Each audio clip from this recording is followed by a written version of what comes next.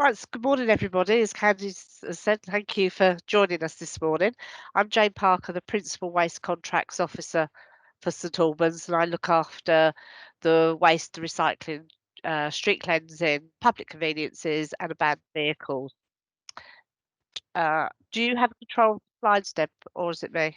Sorry. Yeah, just yeah. Okay, so as we say, today is predominantly about the tour of the food waste site, which Deborah will give us. That's for Severn Trent Green Power. And then we'll have an opportunity for questions and answers at the end. But as Candice has said, if you've got any during the show, just put it into the chat box and we'll get to those, as we go along if we can. Thank you. So St Albans City and District, for those of you that aren't from our district, it covers Bricketwood, Coney Heath, Harpenden, London Coney, Park Street, Redbourne, Sandridge, St Albans and Wheat Hampstead. We have over 62,000 properties and this is still growing. Out of those 62,000 plus, we have approximately 12,000 flats within that district. Next slide. So the service, as I said before, covers a fortnightly collection of landfill waste, a fortnightly collection of recycling, weekly food waste, and we also operate the street cleansing for across the district. The current contract started on the 13th of June 2016, and we are with Veolia. So the next slide. So this is the configuration of bins that we use in most cases. And if for those properties that are in areas such as conservation and Article 4 within our district, they don't have bins. They use bags, so reusable bags for garden waste, purple sacks for landfill, orange and clear for recycling, but they still have the food caddy. Next.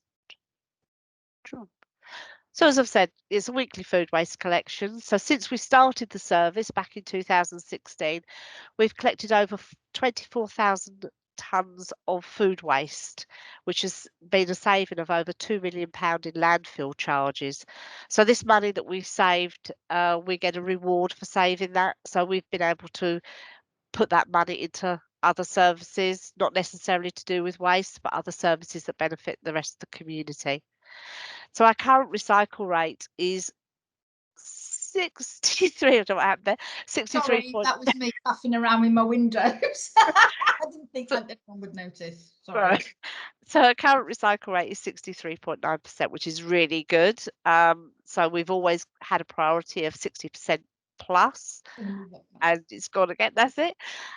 When our contract started in 2016, we were at 26th position on the Recycle League table for England, and for the last 2 years we've sat at number 5, so that's really good, and we thank everybody for getting us there, but we would still like to do better. Next slide.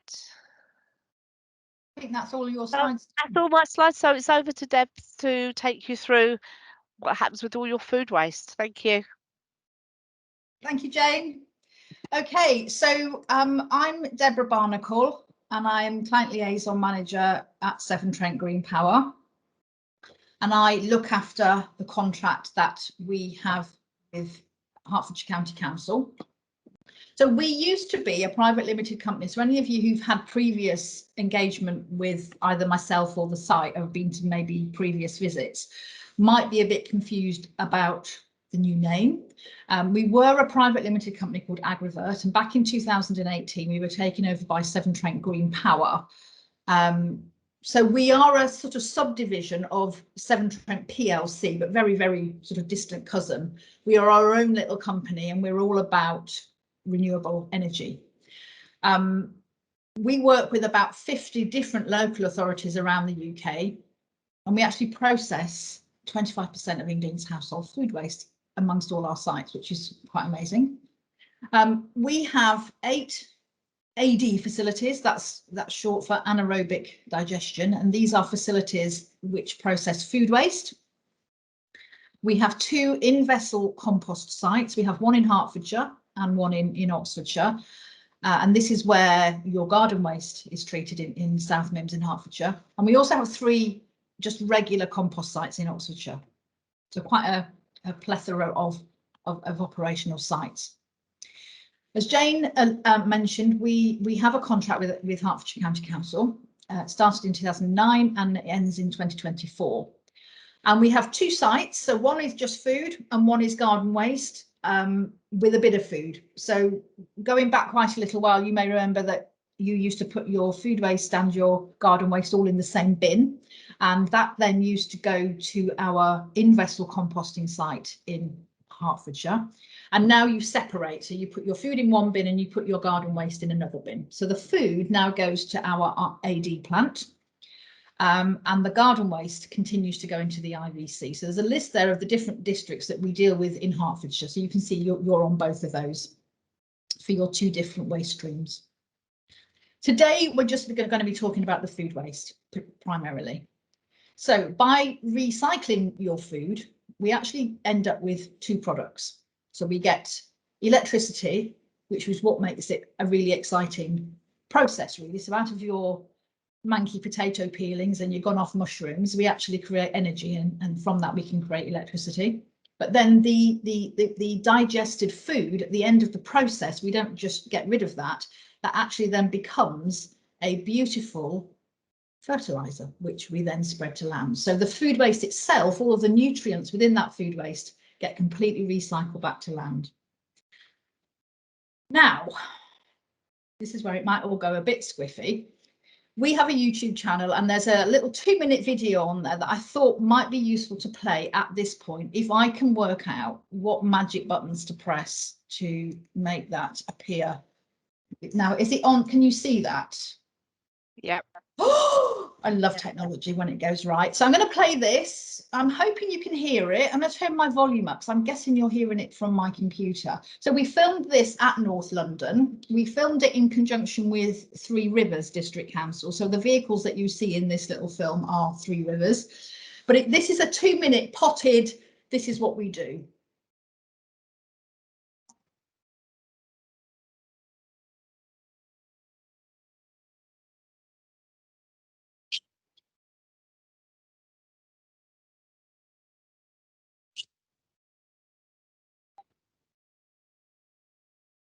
I can't hear anything, Deborah. Oh, okay. Yeah, You might. Yeah, you might. Well, okay. You might click the CC button at the bottom. We might get the subtitles if they're done right.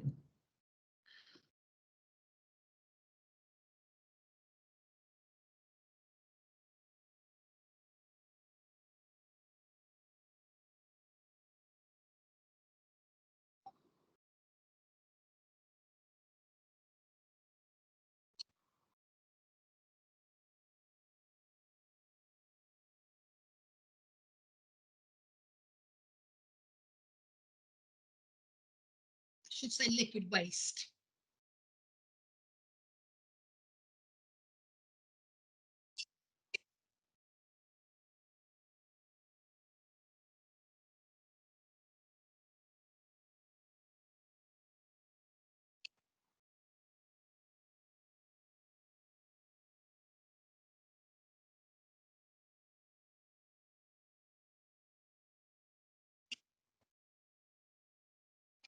Renewable energy.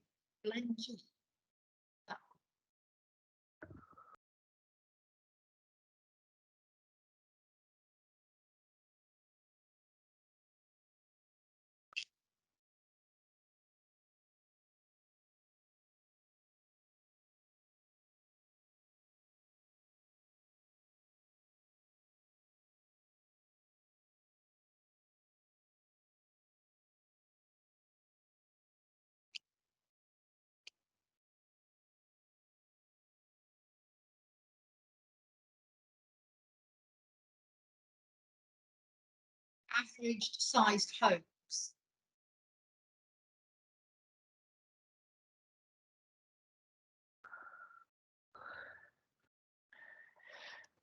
Right. Those captions were quite good. I love that they got the really technical words like digestate, but then average size homes became something very strange. Right, so back to the presentation. So that's an overview, and then we're going to talk that through in more detail now. So here is an aerial shot of the site. And so can you see that pointer whizzing around? Yep.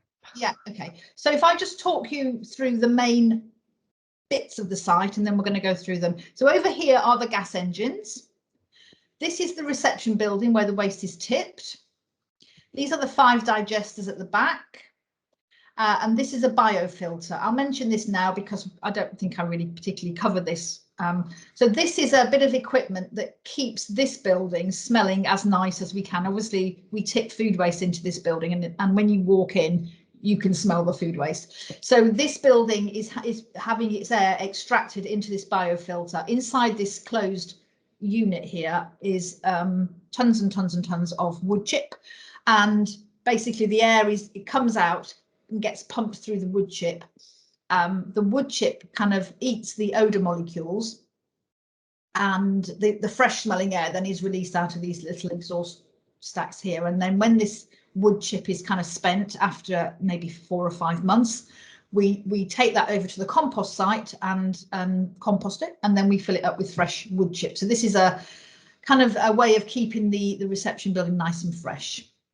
So that's what the site looks like. And here is a sort of pictorial, again, telling you the same information. Food waste is tipped, we depackage it, we macerate it, we digest it, we put it through gas engines, we pasteurize it, and we spread it to land. And we're going to look at that whole process from start to finish now.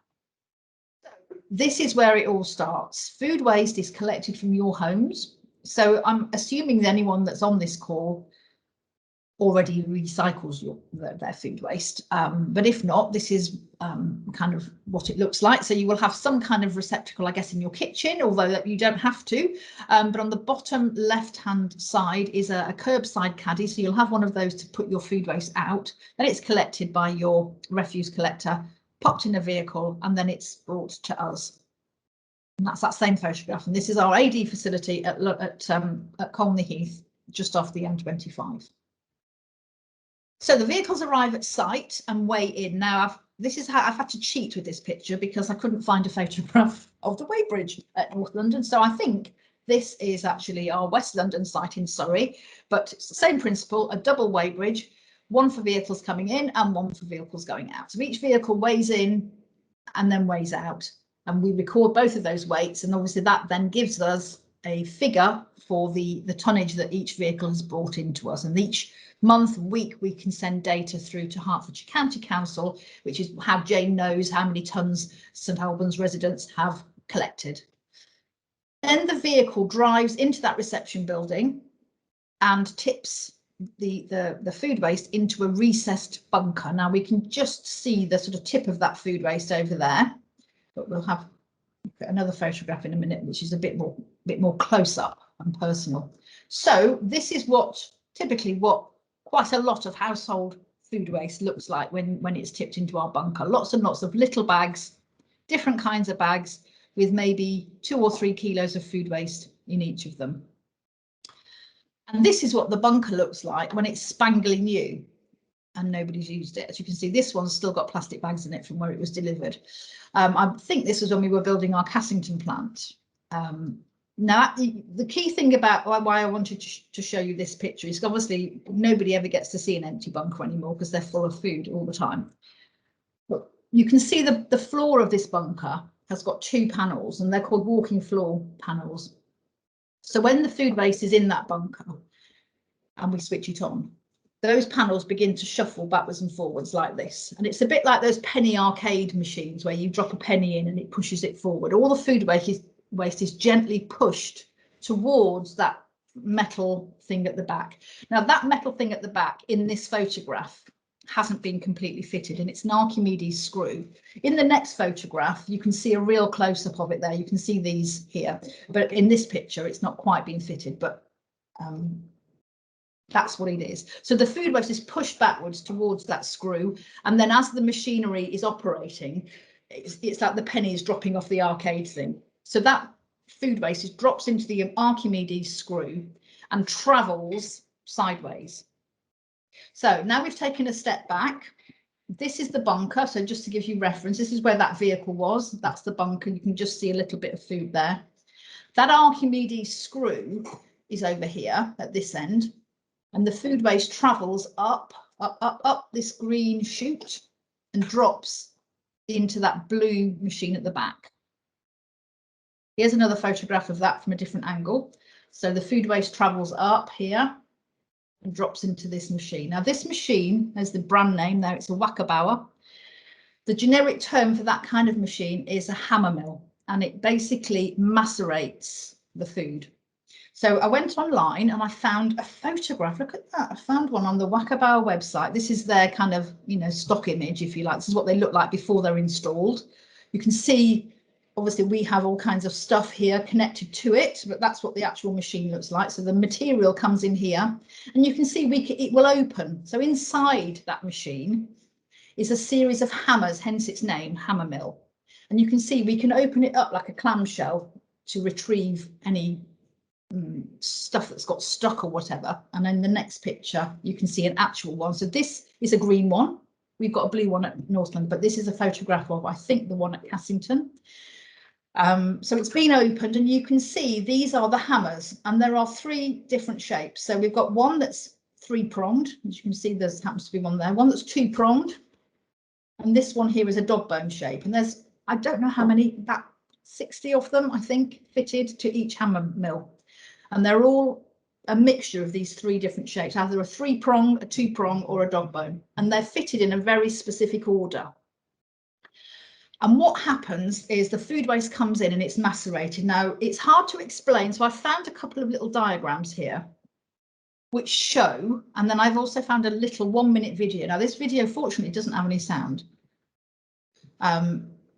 And of course, hammer mills are used generically. They're not just used for food waste, they're used for all kinds of processes. So the videos that I have found is rubble, actually. So this little video here, if I just play it, doesn't have any sound, so we haven't got any issues with you not hearing anything. So if you can imagine, that is food waste, and these are the hammers. So the faster the machine goes, the more the hammers splay out, and when it's resting, they all flop down. And at the bottom here, we have something similar, which is 12 millimeters in our. So here we got food coming in. It's basically macerated, pulverized. Those hammers will rip all the bags apart. All of the small particles of food waste fall out the bottom. We also add liquids, but at this stage we've also got liquid going around. So the food coming out at the bottom is almost like a porridge. And all of the packaging disappears off elsewhere. It's another view of food coming in, being smashed to pieces by those hammers. I just thought it was a really cool little animation, which I've not seen before, and kind of helps explain. I'm just going to close that down.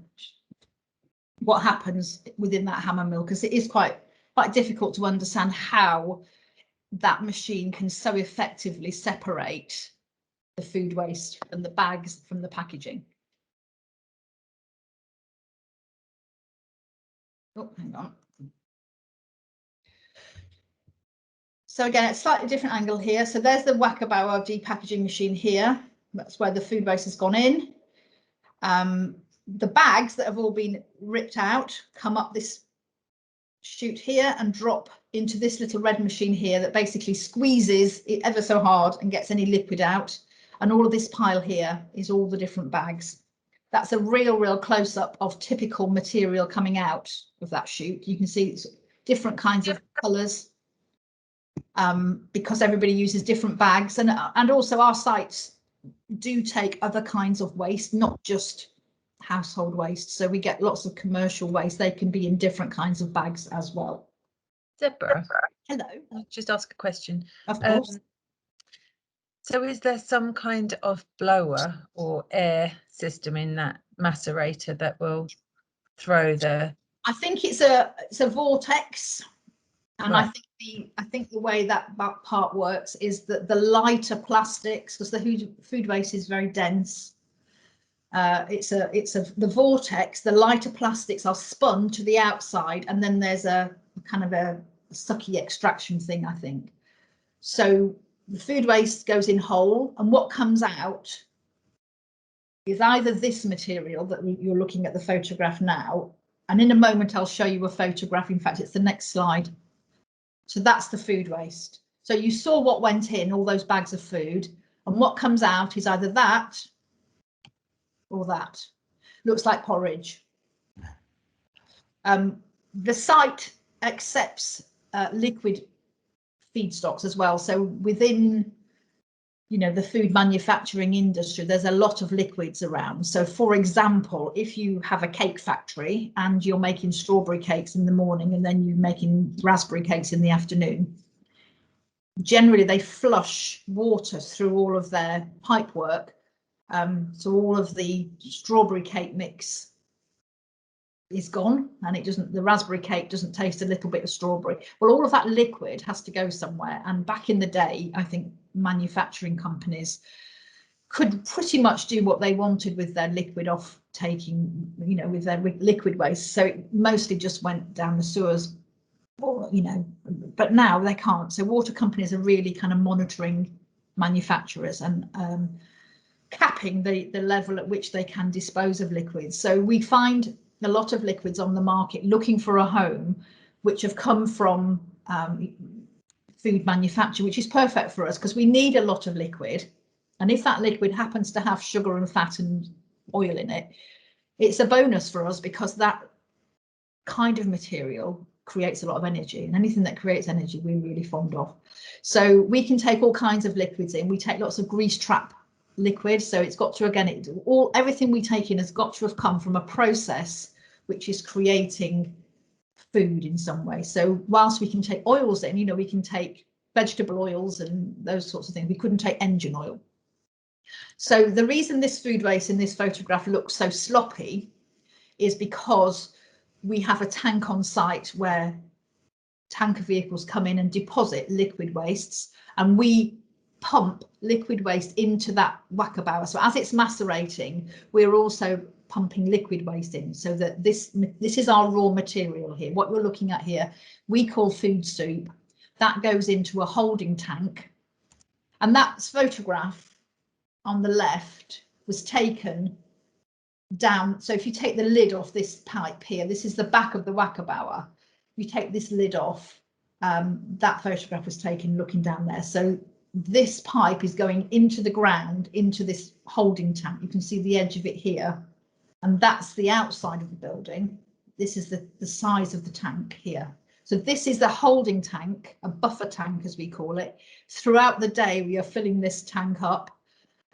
We're feeding during the day, but this is our holding tank. It's a bit like, you know, having lots of baby's bottles ready in the fridge to feed the baby. These two units here and here are gigantic stirrers, which are keeping that tank of food soup gently agitated.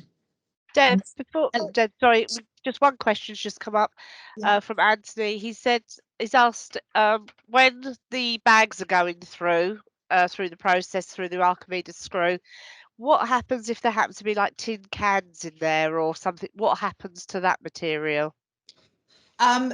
It's a very robust front end system we've got. A tin can probably would go through okay, but what we do know is that metal and glass in particular are really, really damaging, particularly to the hammers in the hammer mill, which are metal.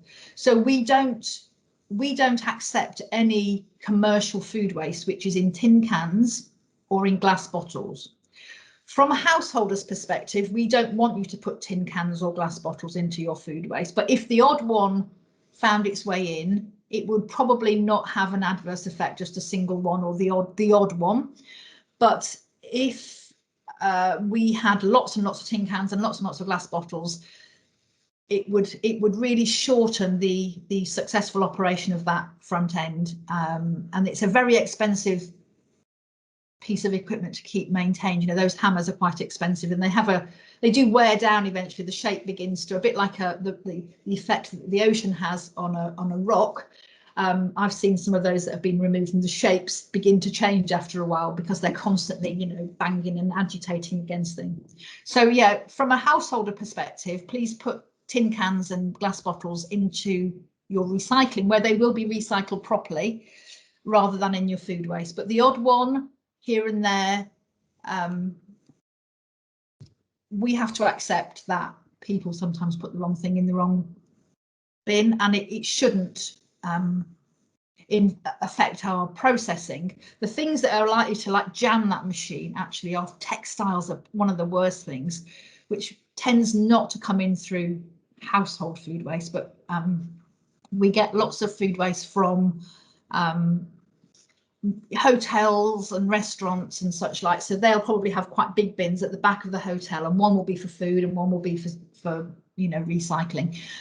And one of the biggest issues we had at the beginning was staff uniforms. You know, people, you know, get a new set of overalls or a new apron or whatever, go out to the bins and kind of go eeny, meeny, miny, mo, oh, I'll chuck it in that bin. Well, if you get a few of them, those textiles wrap around that screw and it ultimately block it. And the same with the hammer mill, that they tend to block that as well. So yeah, that machine will open up and allow us to rip all that kind of stuff out. But generally, households are pretty good. And I think the main thing is that the little caddies that you have on the curbside are not terribly large. So people tend to not put things like duvets in, or because there really isn't a big enough caddy to do that. So I hope that helps. So that was the buffer tank. So yeah, so the buffer tank is where all the food soup goes throughout the day. And then the next stage is our digesters. So we have 5 of these massive digestion tanks at North London. So that's the aerial shot again to remind you. Each one holds about 5,800 cubic meters of food soup. They are made of concrete. So underneath that green cladding is a huge concrete exterior. That's how they are cast in situ concrete. And then on the top of the concrete is a level of insulation. And then on top of that is that green cladding, just to make it look pretty, really. These tanks are heated to body temperature, and they're heated using spare heat from our gas engines. So the gas engines are working all day long, and like any engine, like your car engine, they get really hot. So we reuse all of that heat to heat all of these tanks. So in the inside of the tanks are coils that run up, and so they're heated to body temperature. So in effect, they are stomachs. They're concrete stomachs. So what happens is every 4 hours, so here we have the buffer tank at the front of the reception building, which is underground. Every 4 hours, we feed these 2 tanks at the back. So an amount of fertilizer, of food soup, goes underground pipe work and feeds that tank and that tank. So those are the only 2 that we feed, and the rest is a flow, if you like. So once these tanks are full, which of course they are all the time, they still get fed new material, but they begin to pump when they're too full into tank 3, tank 4 and tank 5. So we start off there and we feed every 4 hours. The material, the food soup, is kept in this system. It takes about 90 days from this tank to be fed here and to flow through all the tanks to be ready to go to land. It's a very long, slow digestion process. Other companies do it a lot quicker, but we've always maintained that doing it the way we do it, which is 5 tanks and a long time, means that you get a very good quality fertilizer. It's very well digested, it's not gassy, it doesn't smell. So this process is about 90 days. And what happens is the food waste going into these tanks here, because we keep it at body temperature, the food waste begins to break down just like it does in our own bodies, and gives off gas just like food waste does in our own bodies. But unlike our bodies, where we don't really want it to give off gas, in this process we want it to give off gas. That's what the whole process is about. So these bouncy castle roofs that you can see here are actually gas storage chambers. So as this food waste breaks down, it creates a biogas, and that gets stored in the roof. Now we capture biogas in all 5 of the tanks. So the biggest amount comes off in these 2. But the food soup also then passes to tanks 3 and 4, and we continue to capture gas there because it's still giving gas. After tank 4, we then bring the fertilizer back into the reception building. So from tank 4, again, it's all underground pipe work that the food soup comes back into the same building where it was tipped. Along this back wall here, we have 3 of these silver tanks called pasteurizers. And what this does is it cooks the food soup, really. So it's the equivalent of you cooking your chicken soup before you feed it to your dinner guests. That's always a good thing to do. Always cook your food, your chicken. Don't give it to them raw. Don't do that. They'll get bad tummies. So the purpose of this is that we don't cause another foot and mouth outbreak. So back in 2001, for those of you who are old enough, Maisie might not be, we had a foot and mouth outbreak in England, which decimated the farming community. And shortly after that, a series of legislation was written called the Animal Byproduct Regulations. And the purpose of those is to stop that happening again. So all of our sites have to operate within the confines of the Animal Byproduct Regulations, or otherwise known as ABP. So one of the things we have to do when we get the license to operate our sites is that we have to pasteurize everything that goes through to 70 degrees for 1 hour. So each tank fills itself up with food waste, heats it to 70 degrees, holds that heat for an hour, and then releases it. And again, these 3 tanks are all heated with excess heat from our gas engines. So we're recycling heat on site. Once the food waste has gone through that pasteurization process, then it passes to tank number 5. So until it gets to this point, it can't be spread to land. Once it gets to 5, it can be spread to land because it's now pasteurized.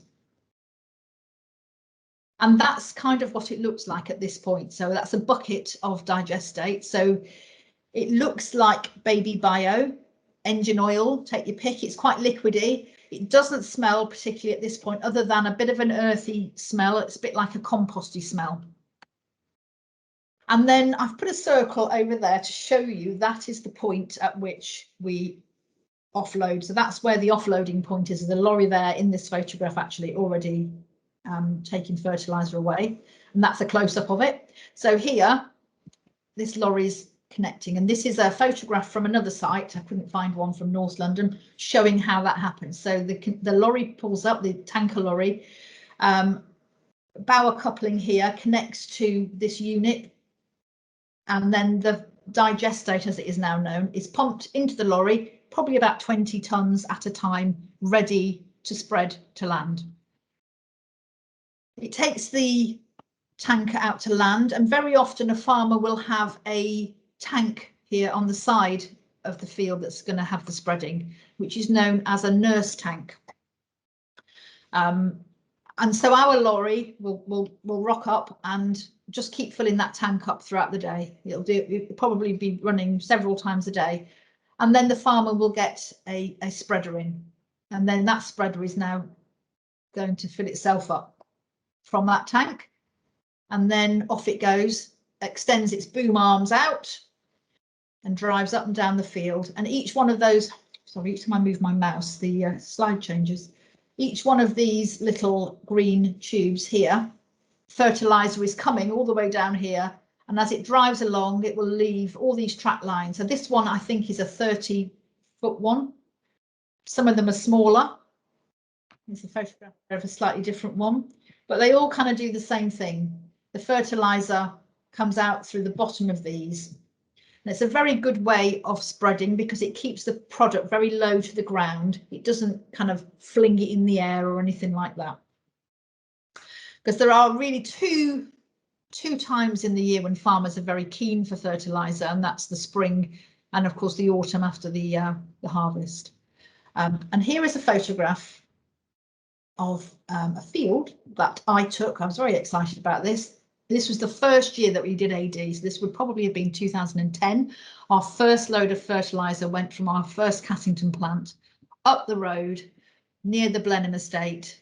And a couple of weeks later, myself and one of my colleagues drove out there and took this photograph. So this just shows the effect of a fertilizer. So around the edge of the field here, we weren't able to spread because there's a little stream.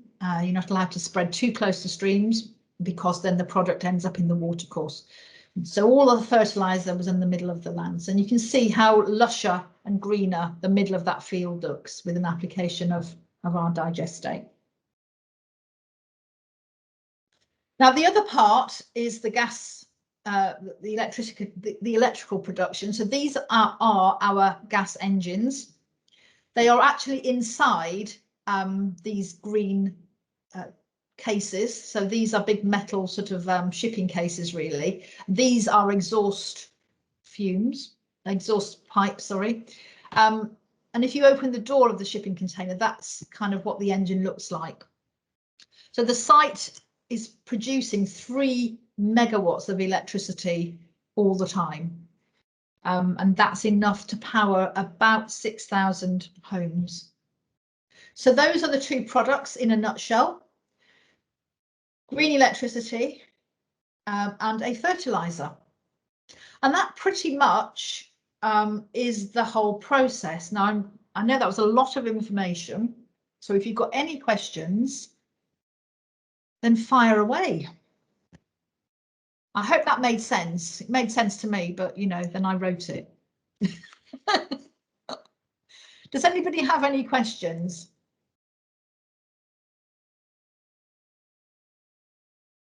Come on. Yeah, Somebody's got a question.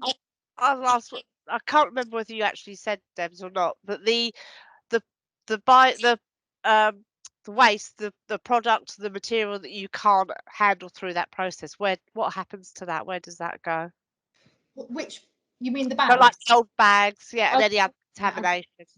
So we don't treat those bags any further. We bulk them on site and they go to an energy recovery facility.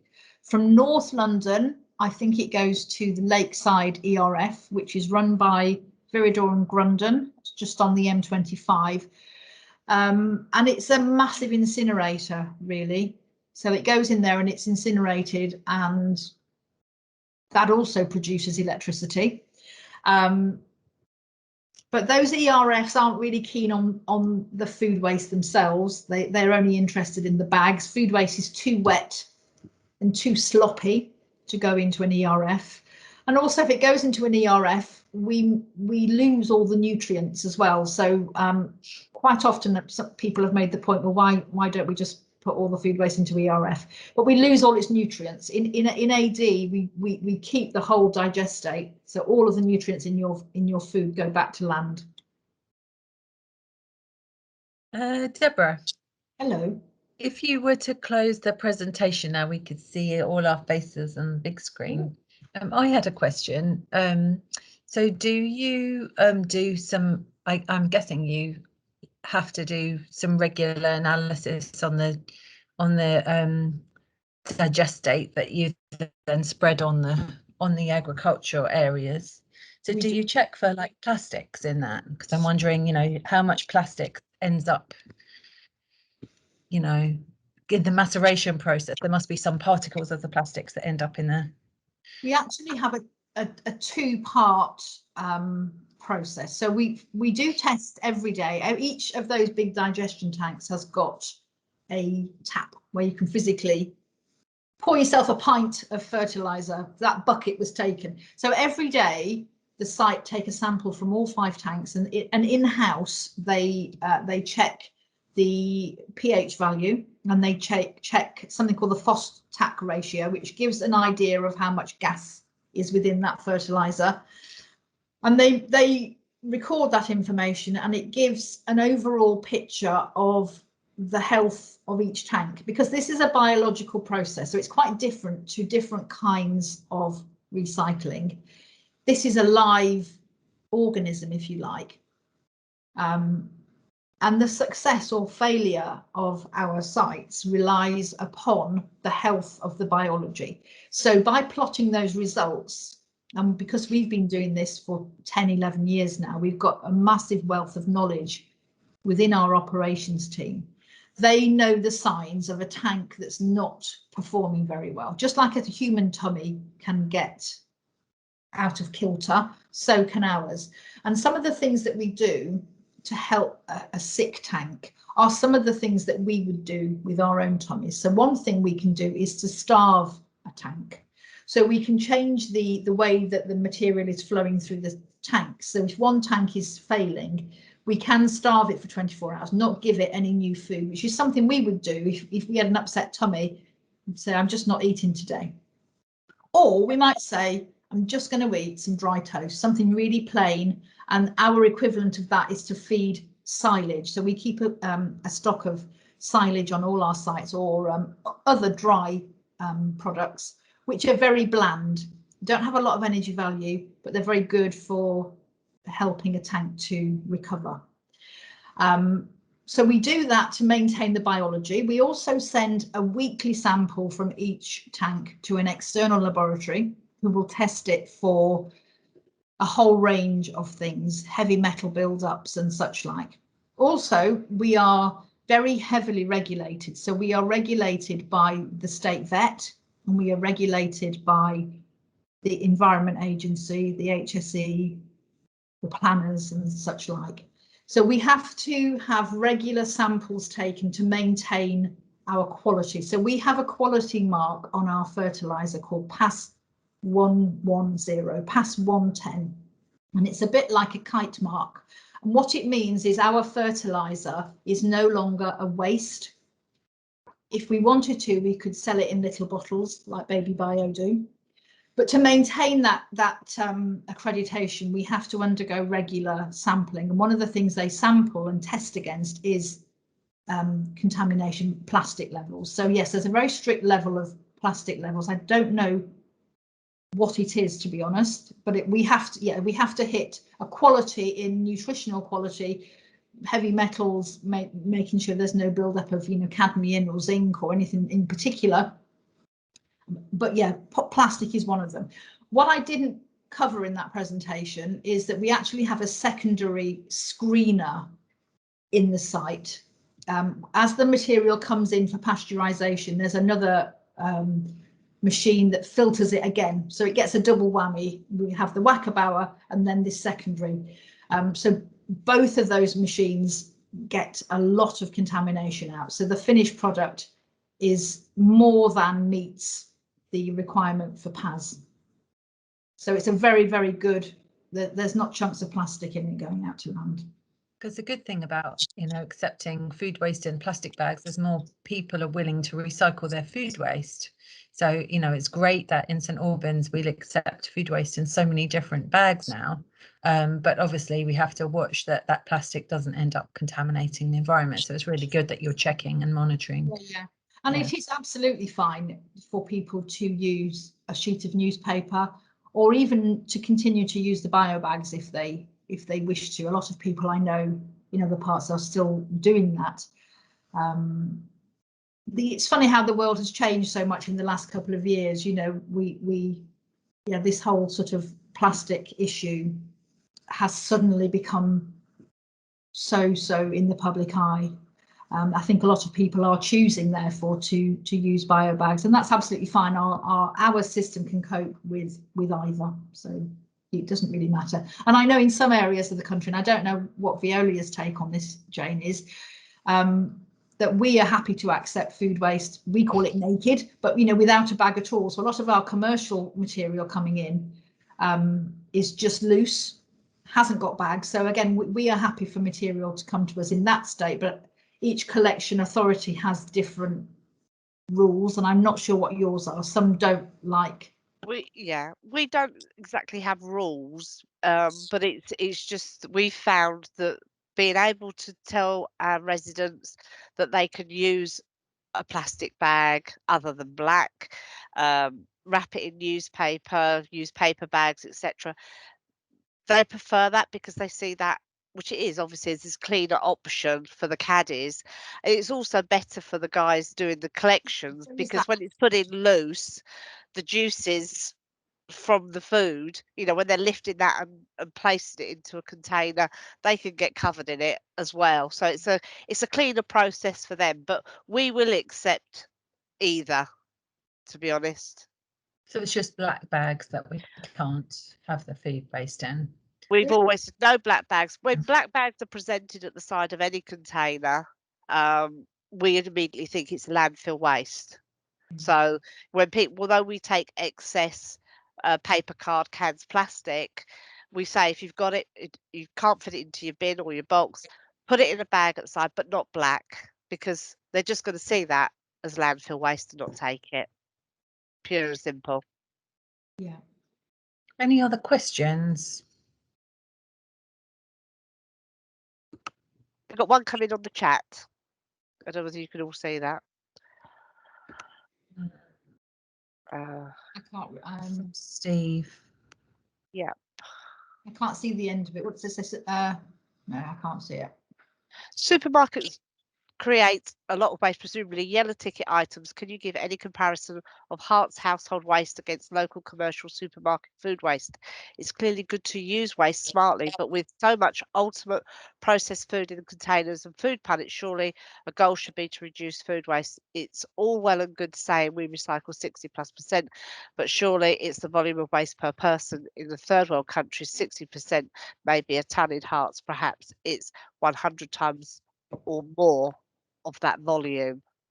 I'm not sure what the question is. I can't. I wish I could see the chat.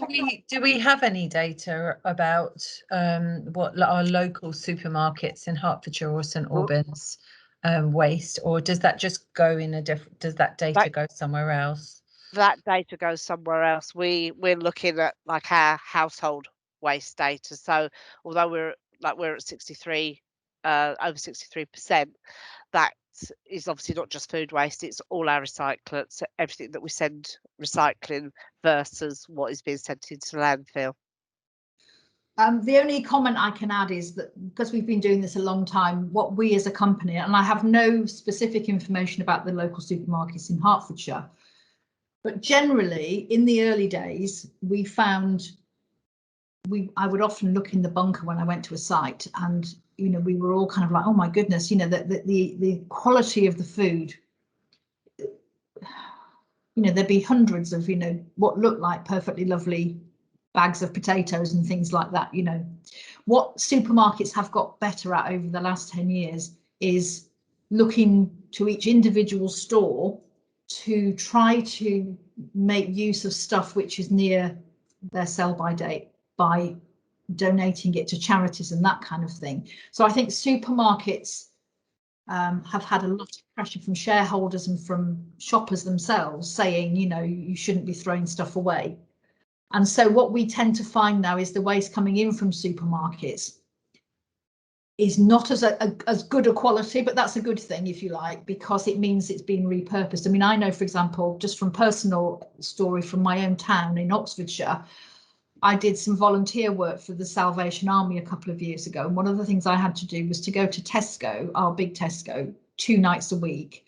And somebody would bring out a trolley of stuff, which was for the Salvation Army drop-in, and I had to then drop it back. And then the same at Pret, I think it was a sandwich shop in Bicester Village. So they would donate stuff that would normally have gone out with their commercial food waste. It wasn't everything, but those sorts of initiatives, I think, are going on all around the country. Supermarkets aligning themselves with local charities, with local food banks, to repurpose stuff that, you know, it would be criminal, quite honestly, to put it into waste. So that I can tell you has happened. And I think it's helpful that consumers are putting pressure on the large supermarkets to not waste, and we have to, you know, be mindful to keep doing that. So Zoe says 70% of all food waste in the UK comes from households, not businesses, though. So good for us to be promoting reducing food waste as much as possible and recycling remaining food. I mean, I know for me, as somebody who's recycled, I've recycled my food waste ever since I've been in St Albans, so just over 10 years. The idea of not recycling my food waste now would be painful. Yeah. But I think, you know, there are some households that just haven't started and it's how to help them transition, how to get them into the habit or get past their resistance to mess or lack of space, or the excuses we make to ourselves. Oh, well, I don't waste much food waste. So if you have any ideas on how we can promote more food waste recycling as well, that would be handy to hear.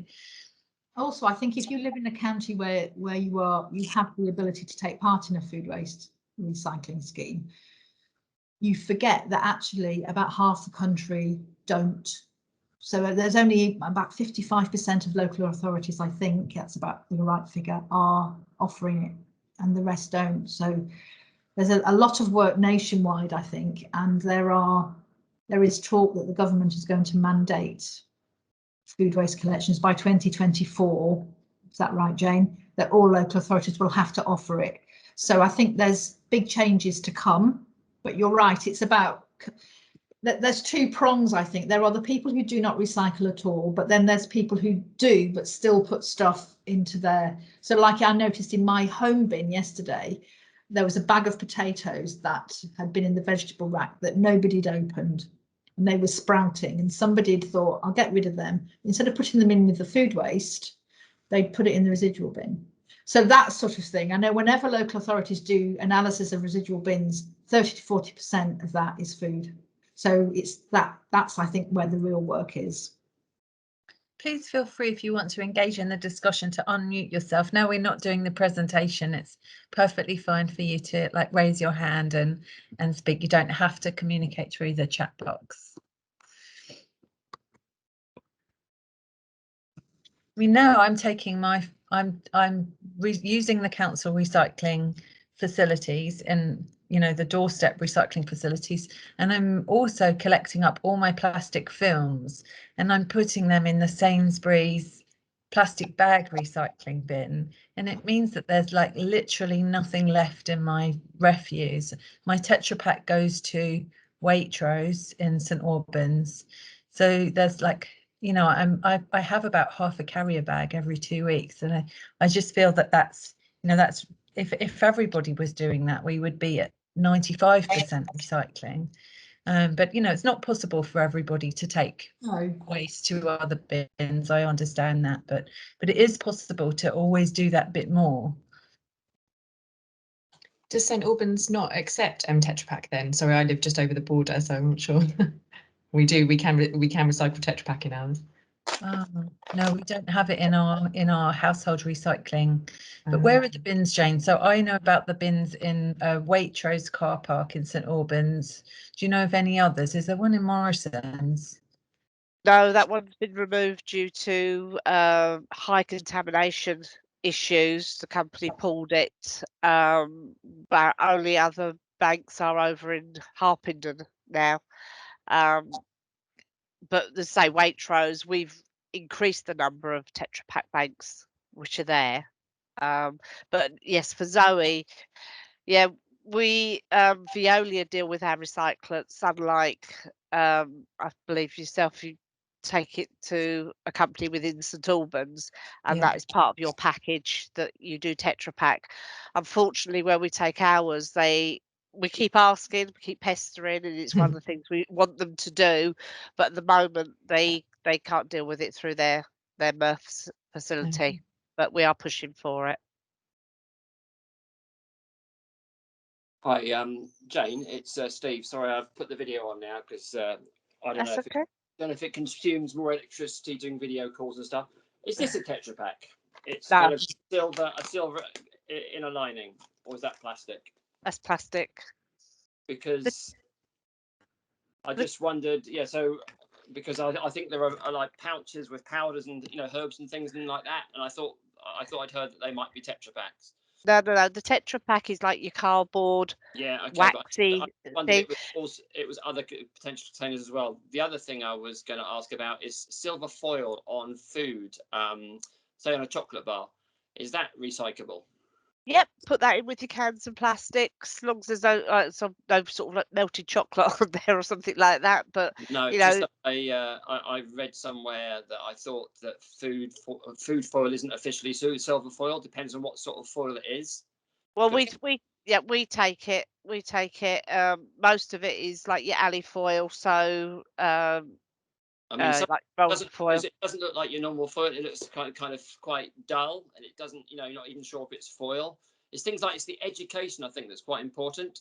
I think the education of the end users, like my old neighbours, they, well, you just see them putting the wrong things in the wrong bins. And I mean, I live in a flat, and it overflows. And I mean, there is an effort on food waste in the flats I'm currently in. In other flats I've lived in, there wasn't seen to be any sort of evidence of a food sort of recycling system. So no, although 2016 we checked when the new contract came in and we gave food waste to everybody, the flats, although we provided the flats with food waste containers, but the take up and the correct use of those containers did take a while to bed in. And to be honest, most places it's working well now.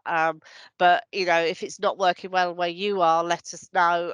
We will write to all the residents. We have information boards that we are putting up in bin areas, putting sort of more, trying to get more education out there. But it's one of those things, really, unfortunately. It's like you can take a horse to water, but you can't make it drink. And when, like as was already mentioned, when people say, "Oh, I don't have much waste, so I don't need to worry. It still fits in my bin." It's trying to change that mindset and that cycle. Okay, there's one other thing then about just general bins around the town. They're generally overflowing because people don't take stuff home, and clearly they're not being properly utilised. They're not putting glass in glass sections, and I think even in the town, there's a limited. I think there is the odd bin that might say put your glass bottles in here, but no one would go out of their way to find it. Stuff like that. That's why I asked the question about commercial and supermarkets, because it's all well and good. For example, us saving 5 litres of water per day as per the Affinity Water sort of big campaign. But if I'm trying to do the comparison. I posted something on Twitter the other day, but HS2 are just draining the aquifer of 69 million litres of water a day, which is, I'm trying to think what percentage that compares to the whole of the residency of St Albans. So where are we exactly? Where exactly are we going in terms of are we doing enough? We can always do more, but with the litter bins in towns, we're changing litter bins over to the dual bins, so there is like the landfill side and the recycle side. Yes, people don't always get it right. They will still use the same sort of like the recycle side as landfill, but what we do with those bags from those bins, they're taken back to our depot, and we have what we call a mini MRF at our depot, where that waste is then sorted into the right containers, and so we pull as much recycle out of those bins as we possibly can. Where's that taken to? It's taken to the Veolia depot, which is next door to the household waste site on Ronson's Way. And so when they drive in there, on the right hand side there's a compound with all the different containers in it, so they get pulled there, and sometimes you'll go there and you'll just see the bags piled up waiting to be split open and divided. Is that put onto conveyors and things then, is it? No, that's literally all done by hand from the litter bins.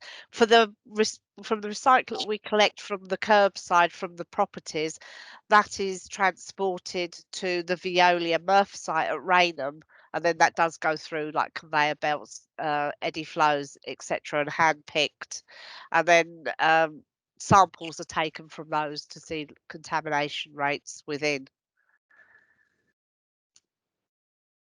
I think the confusing thing for the person on the street is that there aren't facilities for the waste that they most likely have, which is coffee cups and stuff. And I don't know if you saw in the Hearts Advertiser, a young lady, I think her name was Olivia, and was campaigning for us to have coffee cup bins in the town centre. And of course, we would rather people carry a reusable cup and just refill rather than producing waste. But we are talking to her about crowdfunding for those bins, because it's very expensive to put a whole new bin in, and then that waste has to be taken to another processing facility. Veolia aren't able to do it. So we're looking, I think it was something like 100 grand to provide that service for a year. But we are looking into that. But I think, yeah, when you're on the street and you've got your cup of coffee, which is, you know, your plastic backed cardboard as well as a plastic top, and then maybe you've got a sandwich packet or something, you know, and actually the bins in the town centre are not really designed to take that kind of waste. I think the on-street recycling bins are for cans, plastic and glass. Is that right, Jane? Did I get that correct? right? Yeah. Yep, it mirrors the curbside collection. Yes, there's no facility for like cardboard because the bins would have to be too big to be taking cardboard. I noticed in London now in the parks, rather than just bins, they have these huge, you know, how do I describe the size? I mean, they're bigger than a person. They're quite big bins, you know, and maybe in future we'll have to go towards something like that, especially when the parks get more used with climate change as the temperature increases. You know, we might need to have bigger bins that can accept the cardboard and the mixed, you know, the waste with the plastic backed cardboard. So with just the facility right now for that. Yeah, so with the effects, obviously with COVID, and then the easing of the lockdown and people getting out, so talking about our parks, although parks don't come under the Veolia contract, Veolia are working with the parks contractor, John O'Connor's, and they're providing, again, like another mini MRF, if you like, down, especially at Verulamium Park, and they are also sorting, because they haven't all got dual bins in the park, so all the waste is going into one bin, but they're doing as much recycling down there because it's beneficial to them as well, because as much recycling as they can take out, that will save them money on landfill charges, so they have a benefit, and they can see the benefits of doing that and working with us to get, again, as much recycler out of those bins as we possibly can. Steve, did you have another comment or question, or is that your hand up from previously? Oh, was my hand still up? Sorry, That's all right. Take it off or something. I'd have loads of questions, but I could fill your whole day. But whether it would result in kind of solutions, I don't know. I mean, just noticed that the new little playground area in Clarence Park, it seems to only have a minimal number of bins. Is that something that was thought through, or there was some kind of logic behind that? Or, to be honest, as I say, the new park that was there, that was something that was done through our Parks and Green Spaces section. I had no involvement in that, I'm afraid. Okay, just so obviously it could be a case of one hand not talking to the other. Oh, exactly. And that maybe we need to, you know, look at that. If that's kind of feedback you're giving, that there aren't enough bins or there aren't recycling, then we can. I will definitely take that back anyway to ask how they're handling that waste around the new play area. I mean, there was quite a sizable bin outside the Verdi's on the corner of Hatfield Road and Clarence Road, and I think that's disappeared because it always used to be stuffed full. Is that something you're aware of, and there's a reason for that? There was one, the casing was getting shabby. But we also had complaints because then Verdi's was also putting their bins out and it was encroaching on the footpath space. We was asked to remove it. Well, there's quite a big space around there, but you know, it just seems like, you know, it's just, to me, it appears to be the problem of having the resource, the money to actually collect them. You know, and therefore you need to put notices up to say something along the lines of, we're trying to save money. You know, we'd rather if you could take your rubbish home. Yeah, we had some signs at one stage on the recycle banks that were at Morrison's, and people just chose to put slightly abusive graffiti on them. But again, it's, you know, we will keep plugging at it because we've got targets to meet, so we will keep plugging at it. Zoe, you've got your hand up. Did you have a question? Yeah, I've got a question for Deborah. In terms of the difference between food waste recycling and garden waste, as you do both, like for example, with food waste that could be composted, like vegetable peelings and things like that, is there like one that's better than the other in terms of carbon footprint? Like, could we put that in the garden waste, or is it better to just put all food in the food waste? I believe food waste is the AD process is higher up the waste hierarchy, and it's the government are very keen on that. So I think it's better placed there, but also from a strictly sort of regulatory position. So somebody asked me this question the other week about so somebody in Oxfordshire had their bin stickered because they put, what was it, bananas in their food waste or something like that. So I had to do a bit of investigation, and what I found out was, actually, strictly speaking, if an apple falls off a tree in your garden, then it's garden waste. If you buy an apple from a shop and then put it out in your rubbish, it should go in your food waste, because it's not garden waste anymore. So that's the regulations. But I know that wasn't really your question. I think any food, the best place for it, environmentally, sustainability wise, is in your food waste category. Thank you.